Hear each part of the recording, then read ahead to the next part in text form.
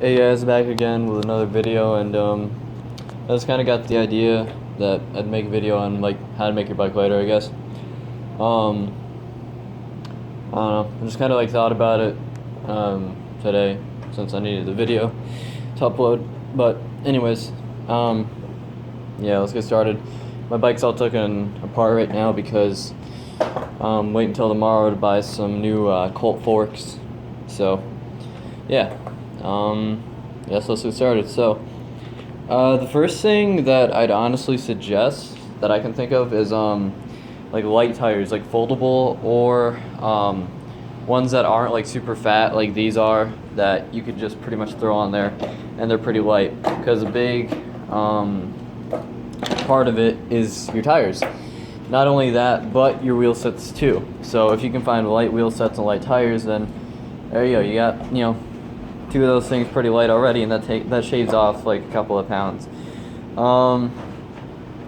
Another thing is like light frames. That's kind of like the main part of your bike. So in my opinion, it kind of does lighten it up a bit. I run a BSD WZA V2, and it's a pretty light frame. I think it's like either 3 or 4 pounds, if I'm not mistaken. One of the two. It's not like 5. Sunday probably has the most heaviest frames I've seen, but they have some of the strongest. But yeah, like some like BSD, I guess Eastern. I wouldn't really go with them though, but they have some really light frames. Anything that's titanium, if you're a park rider, I'm not, but I definitely suggest BSD if you're going with a light frame. Seats don't really have like that much of an impact, but I guess slimmer seats would be lighter, I'd imagine. I got like a kind of like fat seat, a fat pivotal. It's not really that much of a mid. I guess it could be, but I don't know. Your seat posts, you can cut that down. Bars, these are cut down to I think they're cut down to like 28 if I'm not mistaken. I got the foo bars, and those are kind of moderately heavy, but it's alright. But cutting your bars down and cut them down right, and there you go. You got a little bit of a weight saver on both ends. Also, I run female, so I don't really have this problem, but on male axles, sometimes the threading will just stick out a little bit. You can just cut that off. Same with the front, I'm guessing. But I run female, so that doesn't really happen. Cranks, I guess you can find like lighter cranks, but I don't really think those matter as much. Forks, that depends if you want your front end or back end heavy. The forks I'm getting, I'm not really sure how much they weigh. I completely forgot, but I know that they're a little bit steeper than 32s that I used to run, so I'm getting them. I think that may be, no, not really. There were some frames that, oh, you know what, that's a good idea. I forgot about this, but I guess a little bit of a weight saver would be getting integrated and not a, what is it, seat post clamp that you actually have to put on manually.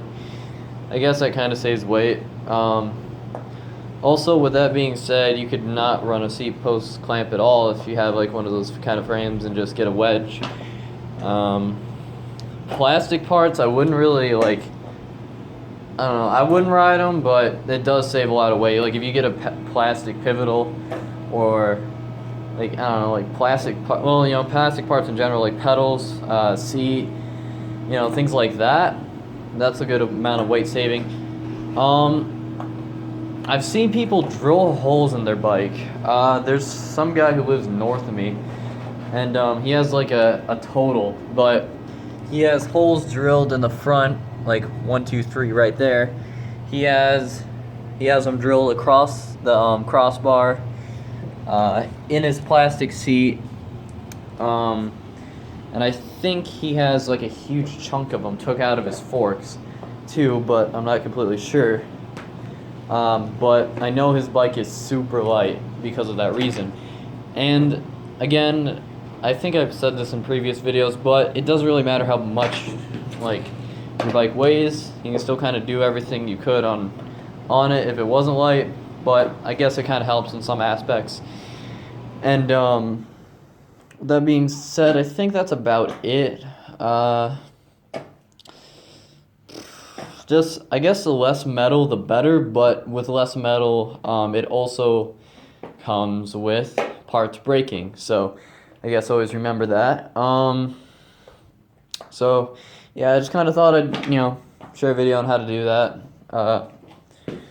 Other than that, I think that about wraps it up.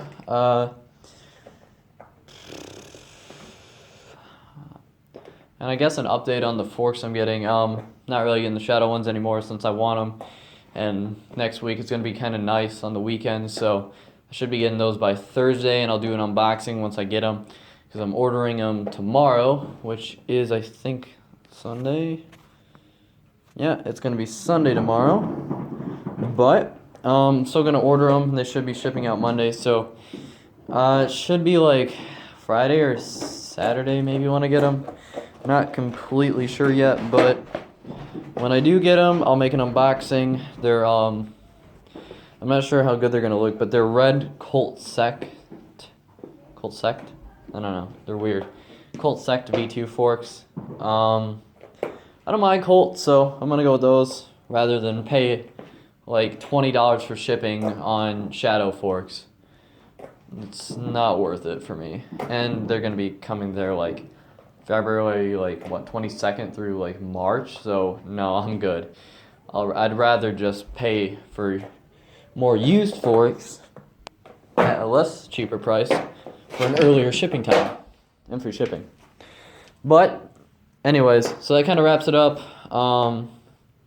Again, if you're new to the channel, just kind of check out more videos from me. Just kind of subscribe. That'd be pretty nice. Anyways.